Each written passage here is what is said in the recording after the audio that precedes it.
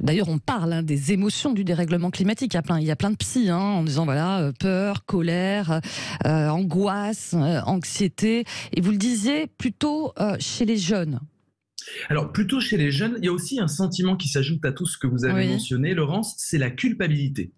Parce que dans l'éco-anxiété, on est aussi responsable de ce qui cause notre détresse, notre désarroi. Responsable indirectement, même si on trie nos déchets et qu'on milite contre le réchauffement climatique, on est tous dans le même bateau. Et c'est ça qui fait peur dans l'éco-anxiété, c'est cette interdépendance et cette co-responsabilité de tous les êtres humains. Nous participons à un mode de vie, nous participons à une ambiance qui fait que la Terre est polluée, détruite, etc. Et donc c'est ce sentiment aussi de culpabilité qui est très compliqué. Alors les jeunes, bien sûr, vous savez, la jeunesse, vous le savez très bien, c'est quand même le moment où on se projette dans l'avenir. C'est ça. On imagine un destin et on imagine qu'on va travailler, parfois d'arrache-pied, parfois mollement, pour un futur meilleur. Voilà, c'est quand même le but de la jeunesse, c'est de se dire demain ça sera mieux grâce à moi. Sinon la vie n'a pas de sens, sinon les générations n'ont pas de sens.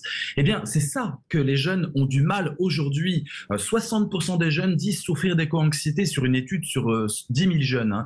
Donc 3 jeunes sur 5, c'est énorme. Ouais. Eh bien, en fait, ils ont du mal à se dire quel va être mon destin, quel va être ce pourquoi je vais me donner avec ardeur, quel destin je vais avoir, quel avenir je peux construire, si c'est l'être humain lui-même qui est le virus qui détruit la nature. Et donc, il y a une sorte de désolidarisation par rapport au genre humain, jugé trop bête, jugé trop cupide, jugé trop capitaliste, jugé absolument dangereux. La faute aux boomers aussi. On se souvient de tout ce mouvement OK boomer pour un certain nombre de jeunes en disant vous êtes des gros égoïstes et vous nous laissez la planète dans tel état, quoi. Ah bah, celle qui est un peu le parangon de ça, c'est Greta Thunberg. Bien sûr. Greta Thunberg avec son How dare you? Comment osez-vous, vous les boomers, comment osez-vous nous dire que c'est à nous de réparer les dégâts et le merdier dans lequel vous nous avez mis?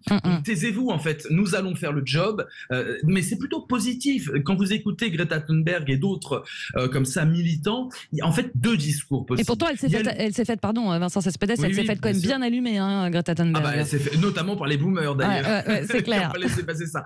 Bah, c'est intolérable de voir la jeunesse se révolter et dire toi, vieille génération qui a pollué la terre, qui a exploité les ressources, tu fermes ta bouche pour rester poli. C'est insupportable pour tous ces gens-là qui n'arrêtent pas de donner des leçons et de sermonner la jeunesse. Mais il y a deux attitudes et on le voit vraiment de plus en plus. Il y a l'éco-anxiété démobilisatrice, c'est-à-dire je sais pas quoi faire, et du coup on tombe dans une sorte de spleen lié à l'écologie. J'ai envie de l'appeler avec vous le green. Voilà, j'ai le green. Le vert, c'est du spleen, de l'éco-spleen, on pourrait dire. De l'éco-spleen. Oui, du green, le green. Je propose ça aujourd'hui avec les auditeurs. Je note. Avoir le green, c'est avoir une sorte de mélancolie, de c'était mieux avant quand la terre était belle, mais on n'agit pas. Le spleen, n'oubliez pas, c'était le grand mal du siècle de Baudelaire. Bien sûr. C'était un sentiment diffus de dépression qui d'ailleurs pouvait mener au suicide, mais on n'agissait pas.